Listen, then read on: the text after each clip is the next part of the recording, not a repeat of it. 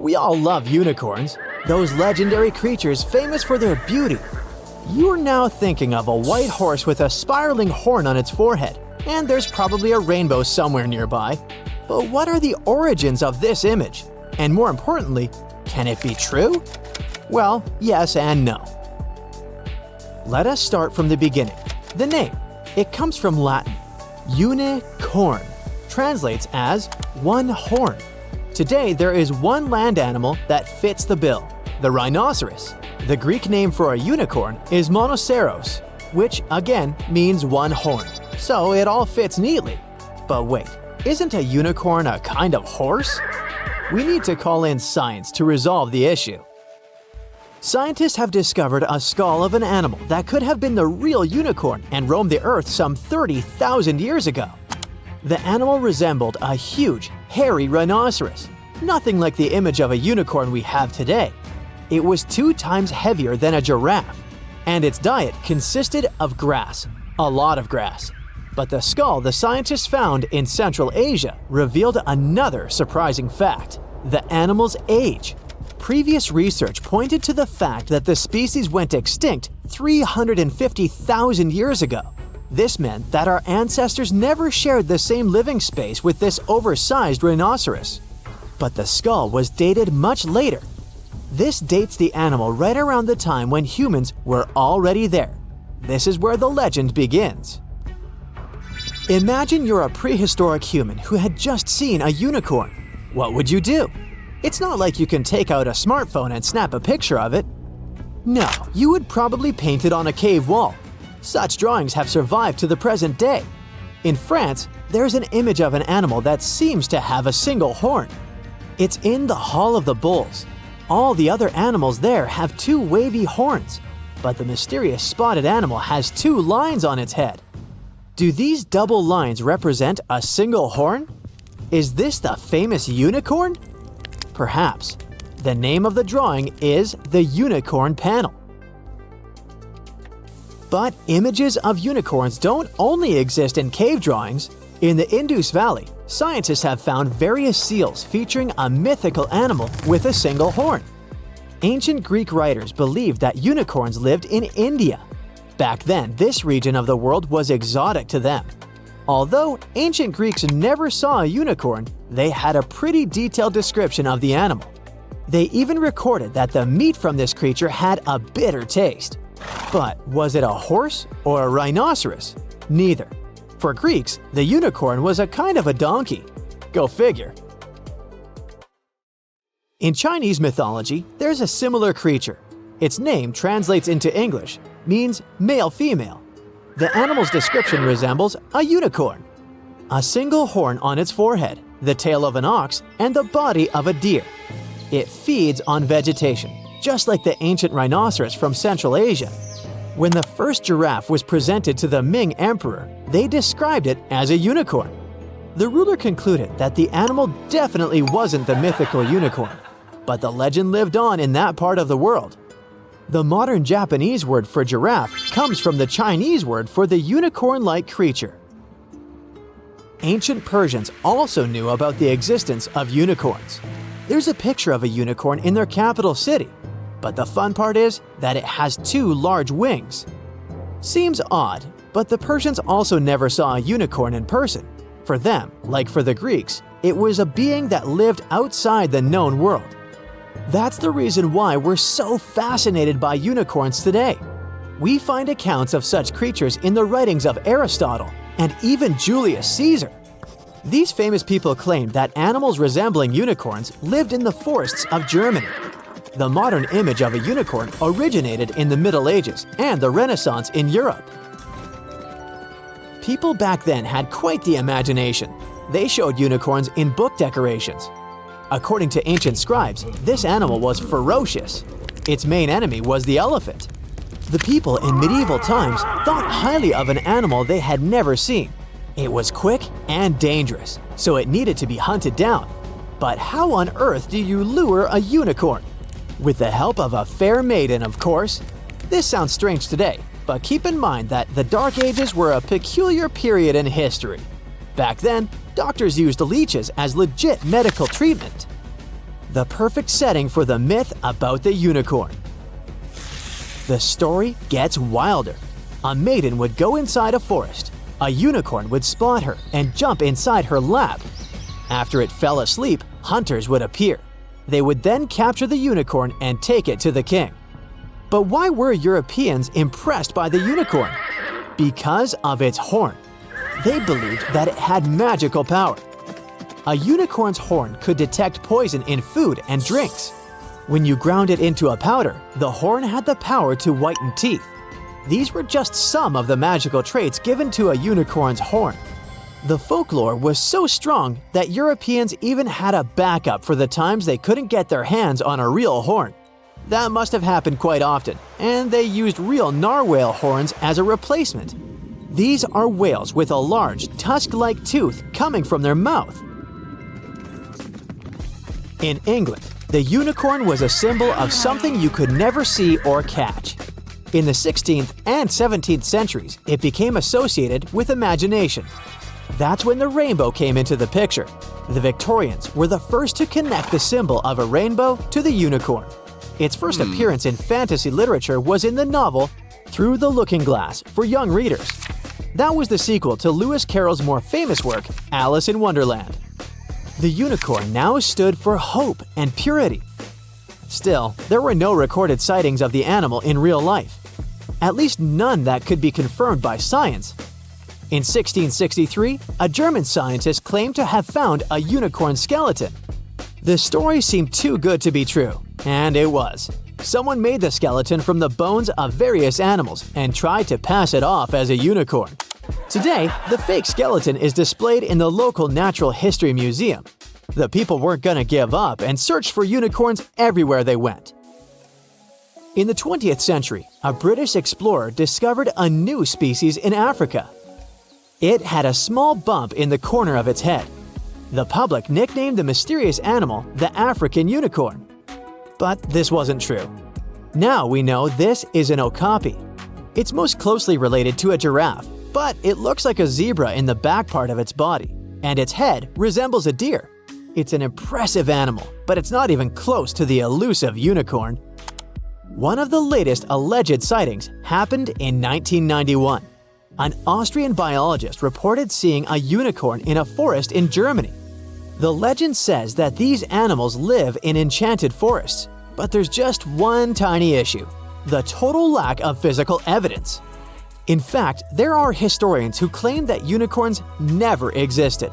The animal was simply a misinterpretation of cave drawings. Perhaps all those ancient images of unicorns were just two-horned animals shown from the side. It could be so. It's hard to add the third dimension to a 2D image. But then, in 2013, the unicorn reappeared. Not the animal, though the word. An American venture capitalist came up with the term to refer to startup companies with a value of over $1 billion. She chose this word because these companies are as rare as the mythical animal. There are only 1,000 of such enterprises in the whole world, and you've probably heard of the most famous one, Elon Musk's SpaceX.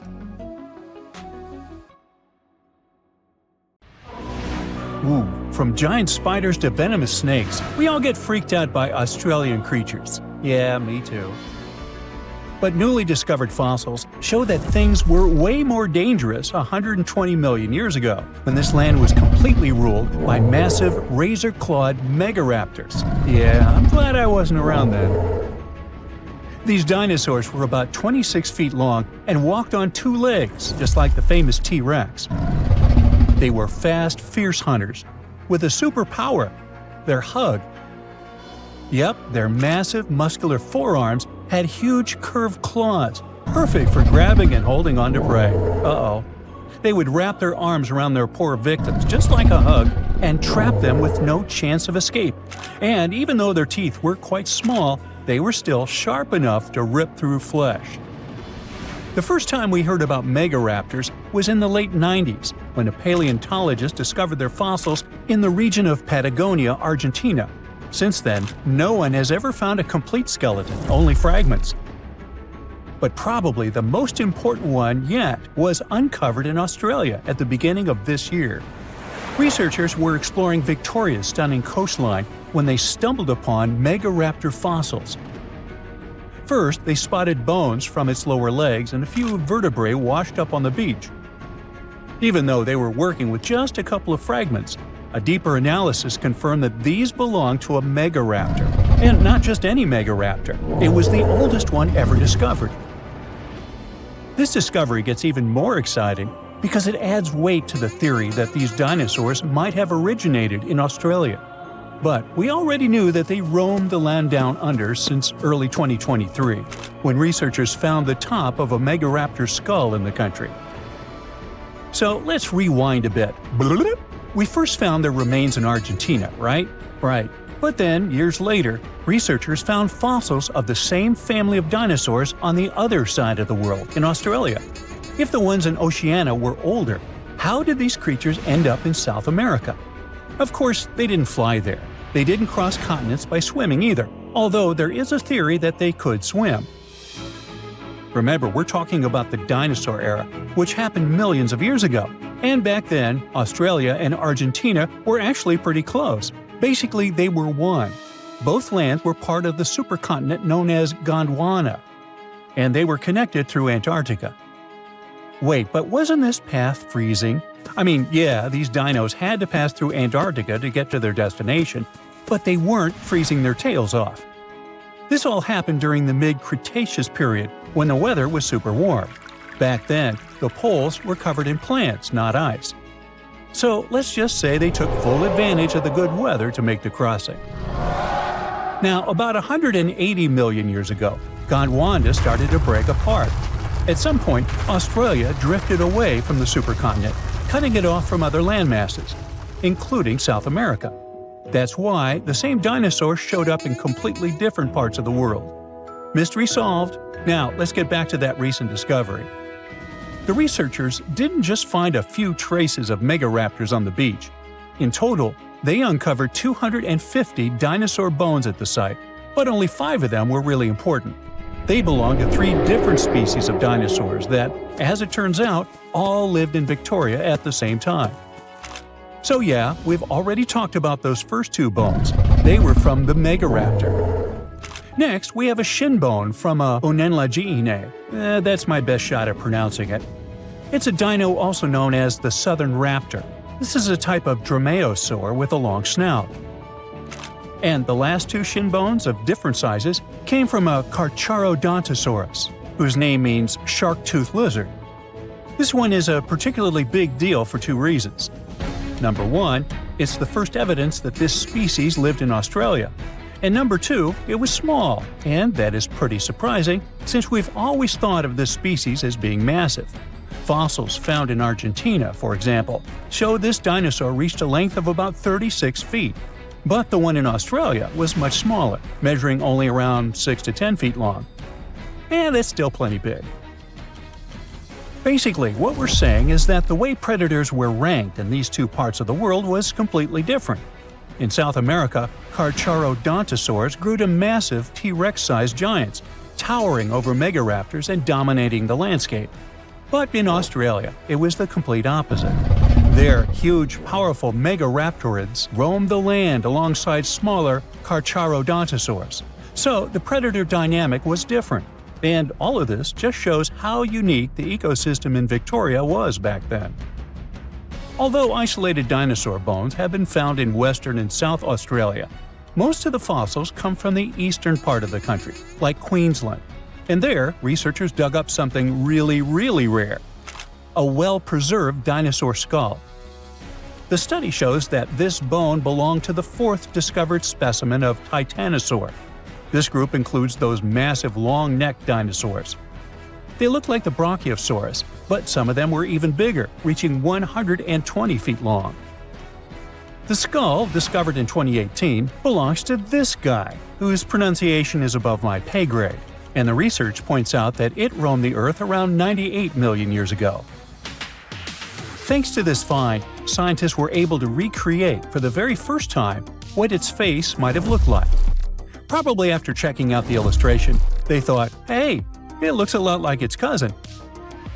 They were talking about another species of titanosaur, this other unpronounceable guy. And guess where they used to live? Yep, in Argentina. So, this research also supports the theory that dinosaurs crossed between South America and Australia during the mid-Cretaceous period. Now, this wasn't the only secret buried in Queensland, though. In 2024, researchers working there discovered the fossilized remains of a new species of pterosaur, about 100 million years old. These creatures were the first vertebrates that could actually fly, existing alongside dinosaurs. They were massive, powerful predators, with wingspans of up to 36 feet. But these remains belong to a new species within the pterosaur group, which they have named Hakuna Matata, or something similar. Compared to their cousins, they were on the smaller side, with a wingspan of about 15 feet. Still, that's bigger than a snowy albatross, the largest flying bird we have today. This species of pterosaurs were terrifying beasts, flying over the ocean to hunt for prey. Once they spotted their victim, they'd snap open their 60-centimeter jaws, filled with sharp spike-like teeth, and, well, I guess there was no escaping that. The last incredible discovery we're talking about today also comes from Queensland. For over 20 years, students walked past a plain-looking rock at Biloela State High School completely unaware that it held 66 dinosaur footprints, and they date back about 200 million years. These prints were made by a group of these Latin-named guys. They were small dinosaurs with 3 toes on each foot, and it seems like they were all over Queensland around that early Jurassic period. The rock they found at the school worked like a snapshot, giving us a better idea of what these dinosaurs were like and how they behaved. After taking a closer look, researchers found that the footprints came from 47 individual dinosaurs. This group was probably walking along or maybe crossing a waterway when their footprints got marked in the white clay. And the study also discovered that they were likely moving at less than 4 miles per hour at the time. So we only discovered those marks in Australia. But fossils of the same species found in other countries showed that they had these long legs, a big chunky body, short arms, and this tiny head with a beak. But honestly, they don't sound as scary when you realize they only ate plants. Whew. Something exciting and kinda unexpected popped out among the rocks of the Ica Valley in Peru. The bones of a really old whale that lived almost 40 million years ago. At first, no one was really impressed because the bones they found were big and weirdly shaped, so people just thought they were looking at giant boulders. I mean, that's cool too, but things got way better when they realized those were the remains of a very large, ancient animal that roamed along the coast of ancient Peru. Plus, it was probably the heaviest creature that ever lived. Sorry, blue whale, I know you worked hard to get to the top. The length of over 100 feet and weight of more than 200 tons brought you the status of the biggest animal on our planet.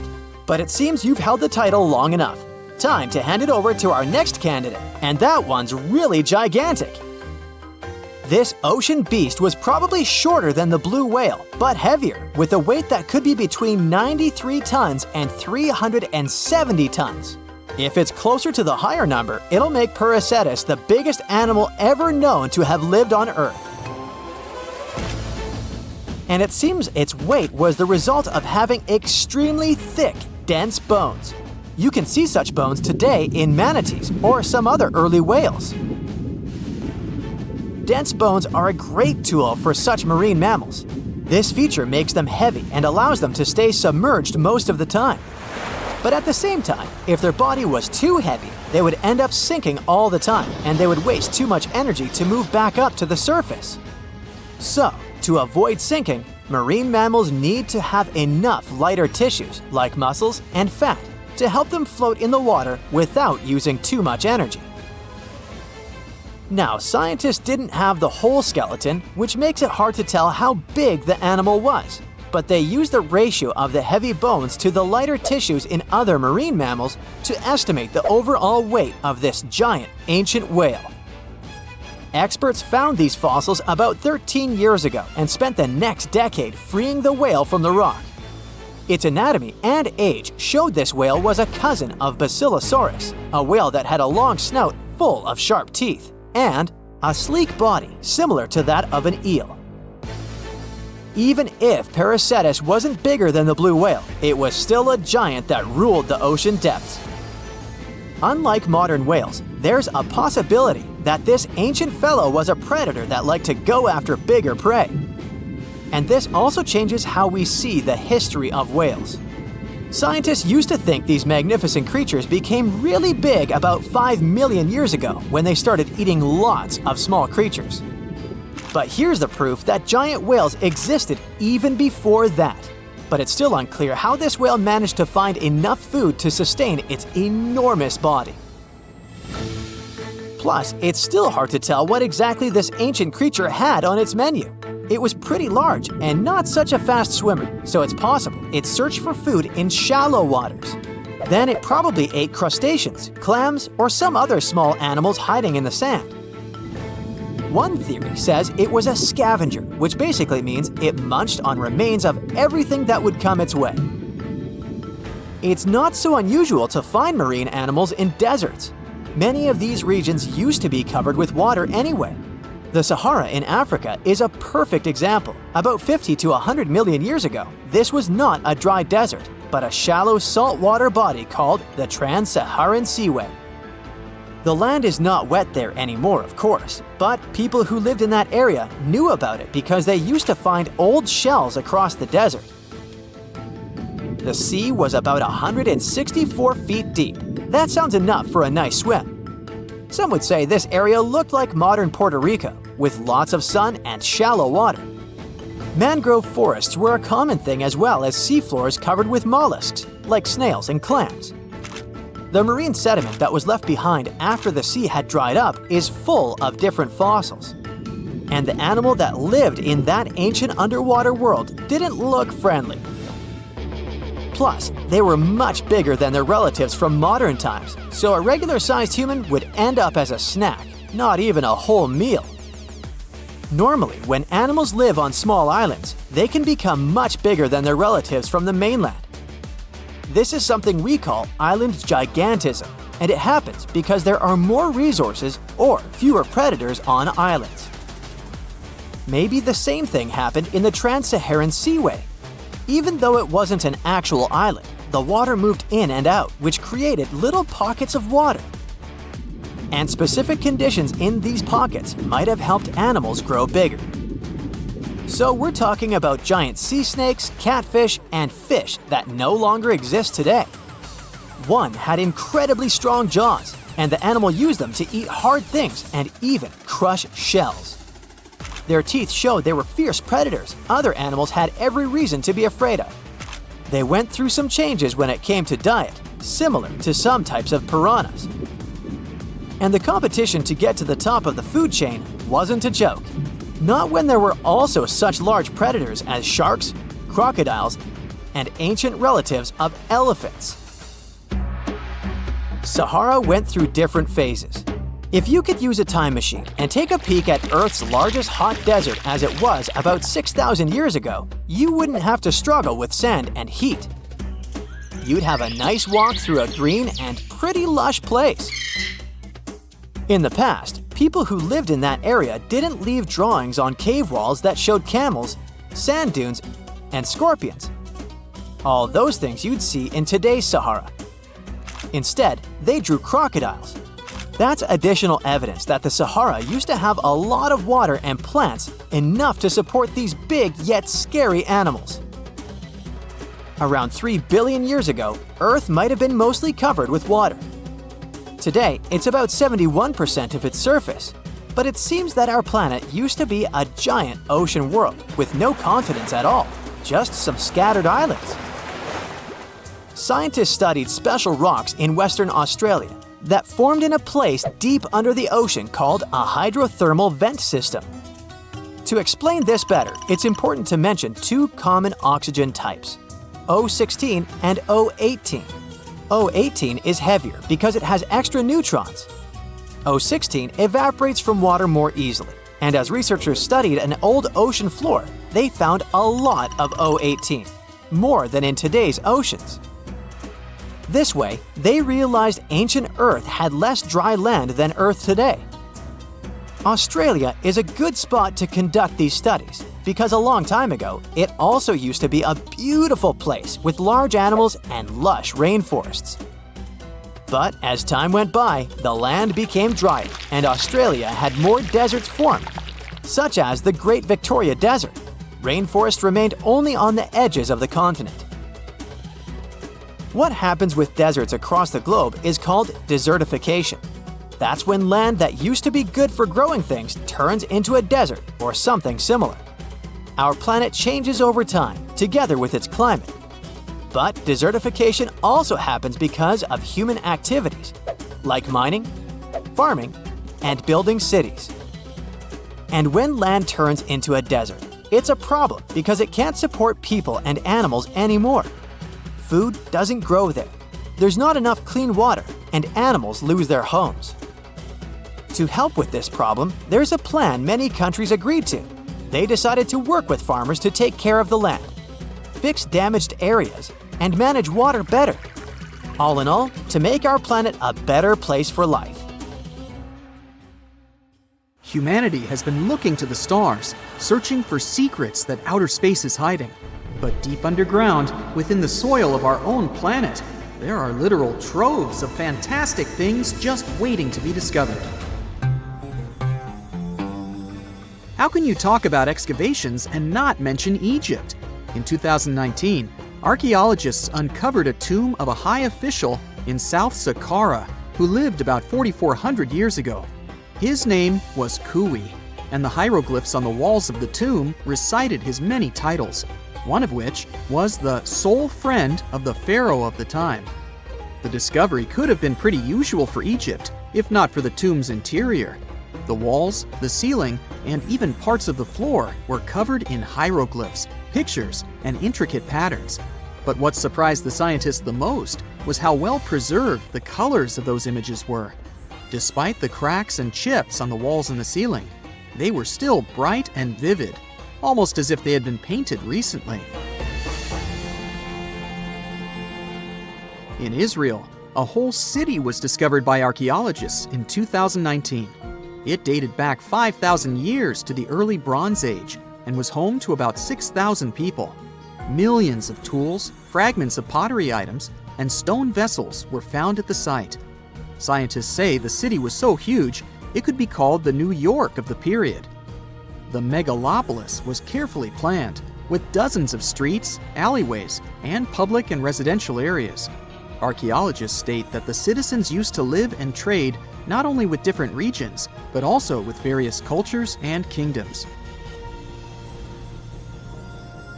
Bar Hill is an Iron Age settlement in eastern England, and archaeologists suddenly stumbled upon a very unusual thing there. As they were scouting the area, they looked inside one particular ditch and found thousands of frog bones. Later calculations showed more than 8,000 bones belonged to frogs and toads. There were no signs of damage. The bones lay in heaps and piles. Scientists have no idea what could have drawn so many frogs and toads to a single place. It's known that local people of the time ate frogs, so the settlement's inhabitants could have brought them there. Other versions state that the frogs could have come for the large amounts of insects feeding on the crops, or they may have been looking for a body of water and got trapped in the ditch. As for now, the frog mystery remains unsolved. Not so much mysterious as amusing. A nearly 1,800-year-old insult was found carved in stone, not far from Hadrian's Wall in England.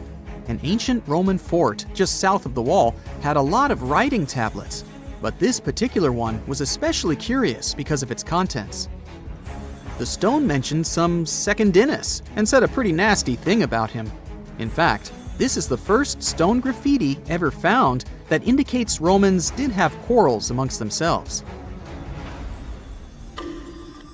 A rancher in Wyoming, not far from the town of Newcastle, was going about his ranching business when he suddenly stumbled upon a weird bone sticking out from the soil.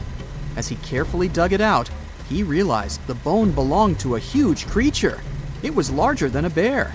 But even so, there were no bears in the area. The rancher called scientists to figure out what it was all about. When they excavated the parts, they ended up with 3 skeletons of dinosaurs, Triceratops to be precise. Researchers were astounded by the discovery for 2 reasons. First, the skeletons were surprisingly complete. They were limb bones, skull parts, feet, and parts of tails. Second, Triceratops had been considered loners because all the previously found skeletons were found alone. In this case, there were 3 of them. One seemed to be a youth, while the 2 others were probably its parents. Judging by the tooth marks on the bones of the largest of the 3, a T-Rex attacked the family, and they couldn't escape from the huge predator. The catacombs of Paris are yet to be fully charted, and strange things keep coming up down there. One of them was found in August of 2004. The local police were having a routine training exercise in the caverns not far from the Eiffel Tower when they unexpectedly came upon a large cave transformed into a fully equipped movie theater. The chamber had an arena where the viewers would sit, a full-sized screen, a projector, and many movies to watch. Interestingly, they were all regular ones, featuring 50s noir films and more recent pictures. There was also a second, smaller cavern adjacent to the first one, which was used as a restaurant. Someone installed an electricity system and at least 3 phone lines in the underground cinema. But the most sinister thing happened when the officers returned to the site 3 days later to further investigate the matter. They found that all the power cables and phone lines had been cut, and a mysterious handwritten note was lying in the middle of the floor, saying, "Do not try to find us." Nobody still knows who built that underground movie theater and why. In 1948, the first report came about a puzzling 93-mile-long wall built in Jordan. It's still unknown who made it, when, and why. Its purpose is not defensive. It was too low and narrow to have protected anything from anyone. It lies in ruins today, of course, but when it was still quite new, most of it was about 3 feet tall and 1.5 feet wide. The most popular theory explains that the strange wall might have served as a farmland boundary. Researchers found traces of ancient agricultural lands to the west of the wall. The boundary might have protected those from hungry goats emerging from the east with nomadic tribes. While we're still in Jordan, there's one more mystery here: stone circles that date back 2,000 years. They're pretty big, with a diameter of about 1,300 feet or more. So far, scientists have discovered 11 of these big circles. Yes, that's their official name. Still, they're just a couple of feet high, making them even more puzzling.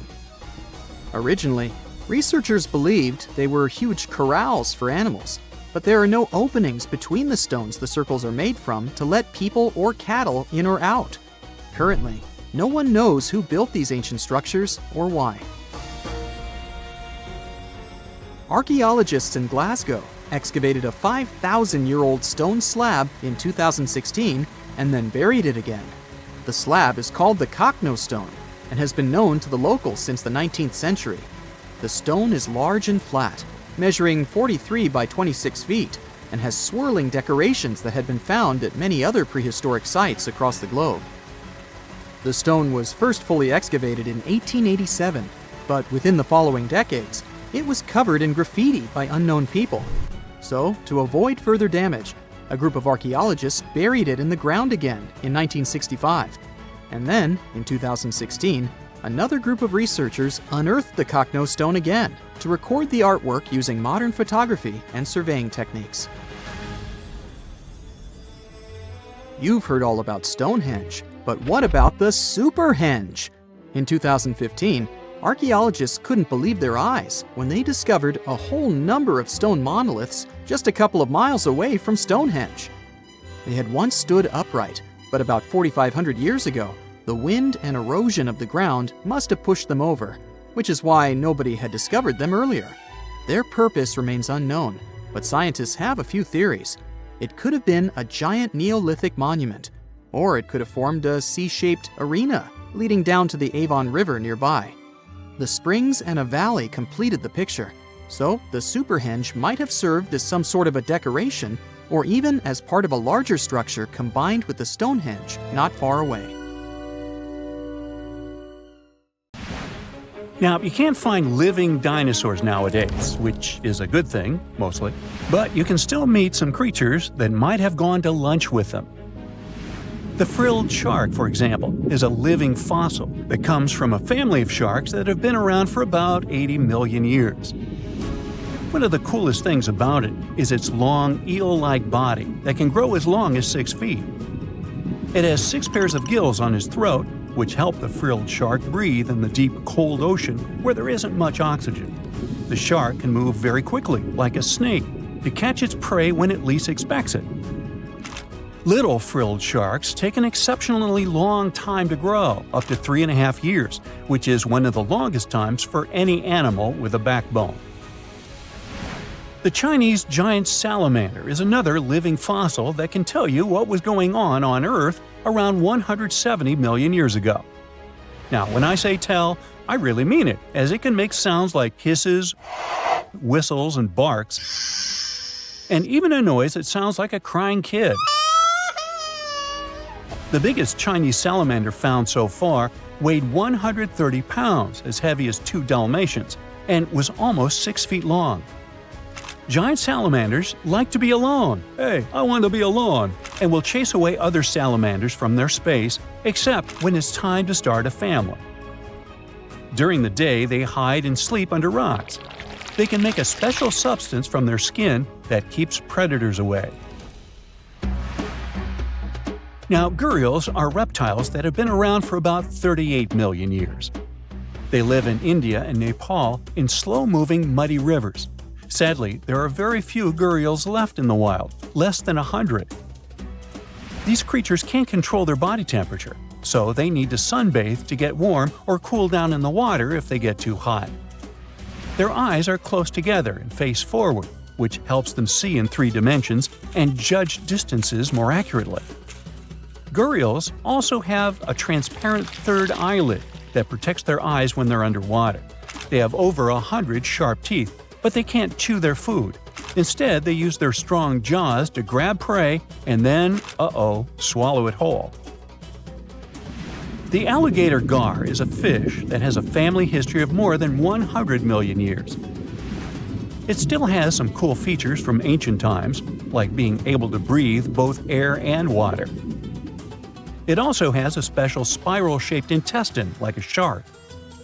The alligator gar is one of the biggest and heaviest fish in North America. Just like an alligator, it has a long body and snout, plus a row of sharp teeth. But instead of legs, the gar has fins to help it swim underwater. The tuatara isn't a lizard as you might think, and isn't a dinosaur either. This New Zealand resident is one of the most unique animals in the world. Scientists love studying tuataras because they can help us understand how today's lizards and snakes evolved. One of the coolest things about the tuatara is its third eye, called a parietal eye, on its head. It has its own lens, retina, and a nerve that connects it to the brain. Scientists think it might help the tuatara know when it's light or dark outside and absorb sunlight to make vitamin D or help them keep their body temperature exactly right. Tuataras can live an extraordinarily long time, up to 100 years. Cassowaries are the youngsters on our list, as they've been around for only 60 million years. They have some things in common with dinosaurs, like their 3-toed feet and how they breathe. Cassowaries love to eat fruit, lots and lots of fruit. This love of fruit helps the rainforest because when cassowaries eat the fruit, their bodies don't harm the seeds inside. As they move around the forest, they spread these seeds, you can guess how, with their own natural fertilizer, helping new plants grow. Cassowaries are big birds, about 6 feet tall and weigh over 100 pounds. They have a special claw on each foot that is 5 inches long, and they can use it to kick real fast. If they feel threatened, they can charge, kick, and even jump on someone. They can also leap up to 5 feet in the air. So, the best thing to do is stay far, far away from where they live.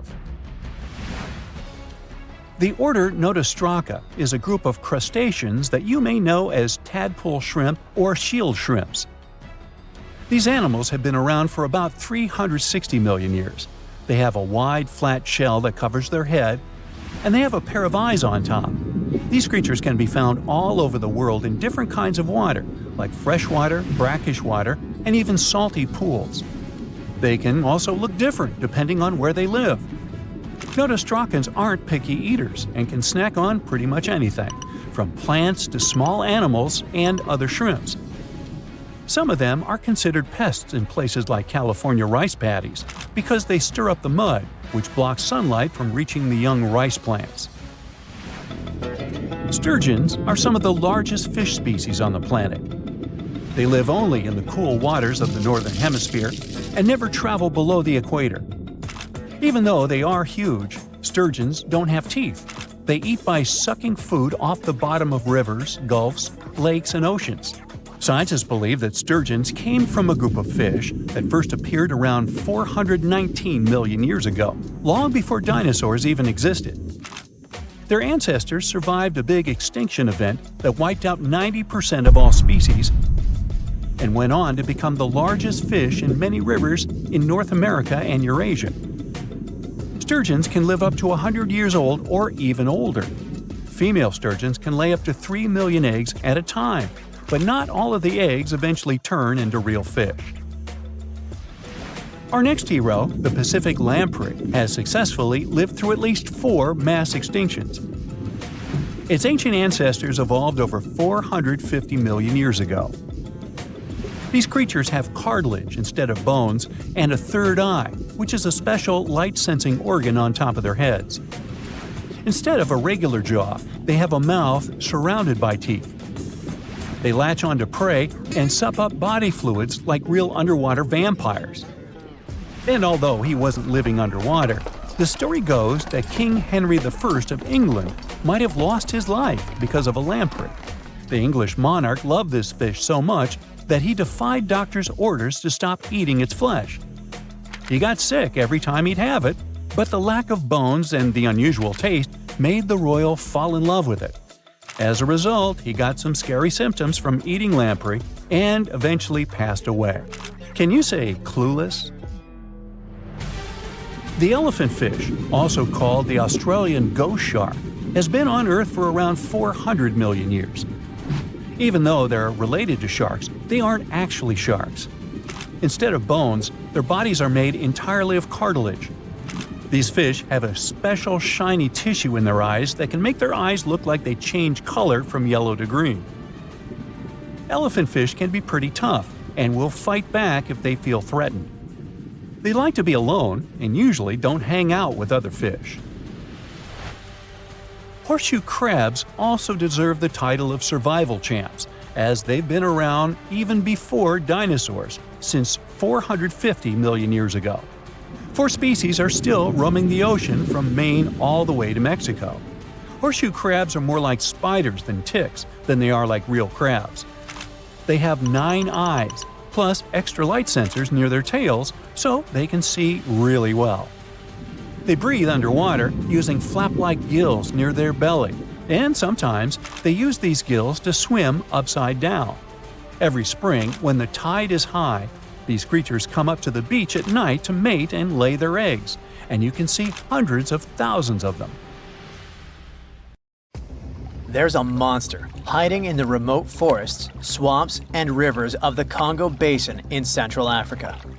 It has a long neck, looks like a dinosaur, and is the size of an elephant, or maybe a hippo at least. That's what people who claim to have seen it say. It should have gone extinct millions of years ago, but this Congo's version of the Loch Ness Monster somehow survived.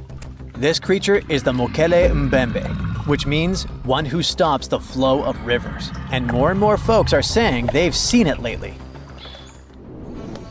European explorers first heard the stories of this creature from the people living near the Congo River in the early 1900s. A German captain even included a description of the monster in his official report from his expedition. The locals told him the animal was of a brownish-gray color with smooth skin, a very flexible neck, and only one long tooth that could be a horn. Some of them mentioned a long, muscular tail like that of an alligator. They also said that the creature lived in the caves, but climbed the shores even in the daytime to find some plants to eat. Locals also believed its favorite snack was a kind of liana with large white blossoms. Some of them even showed the German captain some fresh path the monster left leading next to those plants.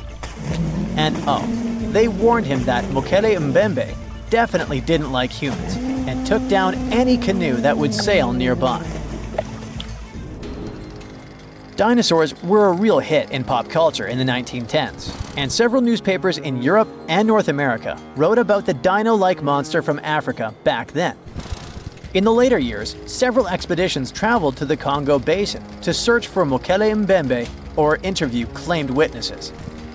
They did not find any direct physical evidence, but collected many stories. One zoologist in the 1980s said he took a film of Mokele Mbembe, but the footage did not develop properly. Stories and movies like Jurassic Park have kept the dream alive that dinosaurs might still be hiding somewhere in deep forests. At some point, people stopped reporting sightings of the creature as often, so it almost became a forgotten legend. But it all changed recently, as many people claim to have witnessed the mythical monster with their own eyes. Cryptozoologists, those fans of mysterious creatures, believe it could be a dinosaur that, for some reason, didn't go extinct, related to a Brachiosaurus or a Diplodocus. This idea comes from how people describe seeing the creature, with a super long neck, a huge body, and a tiny head. They think it might have stayed hidden in the deep forests of Africa all this time.